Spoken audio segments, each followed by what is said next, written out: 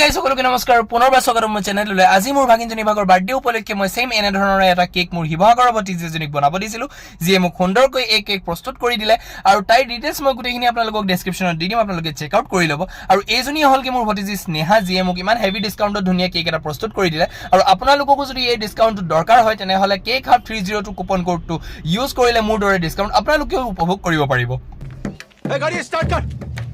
কেকটো দেখিয়ে ইমান টেষ্টি লাগিছে কেতিয়া খাওঁহে লাগিছে কিন্তু গৰমলৈ লক্ষ্য ৰাখিবলৈ বাহঁতৰ ঘৰলৈ আহি পোনপটীয়াকৈ কেকটো ভৰালো ফ্ৰিজত আৰু এয়া হলগে মোৰ কণমানি ভাগিনজনী আৰু স্নেহে বনাই দিয়া কেকটো হলগে এয়া দেখিছে আপোনালোকে কি সুন্দৰকৈ কেকটো প্ৰস্তুত কৰিবলৈ দিছে মোৰ ভাগিনজনী কিন্তু বহুত এক্সাইটেড হৈ আছে কেকটো খাওঁনে খেলুৱেনে কৰিছে অৱশেষত তাই কেকটো কটোৱা হ'ল তাই কিন্তু অকমান আচৰিত হৈ আছে যেহেতু তাই এবাৰ প্ৰথম বাৰ্থডে কি হৈছে তাইকো গমেই পোৱা নাই কিন্তু কেকটোৰ বিষয়ে যদি জেনুইন ৰিভিউ দিবলৈ হয় আমি সকলোৱে কেকটো খাই পেলাই খুব বেছি ভাল পালো আৰু আকৌ এবাৰ মই শেষত স্নেহাক কেকটোৰ বাবে ধন্যবাদ জ্ঞাপন কৰিছো আৰু আজিৰ ভিডিঅ'টো ইমানতে ৰাখি মই আৰু মোৰ ভাগিনজনীৰ সৈতে সকলোকে বাই বাই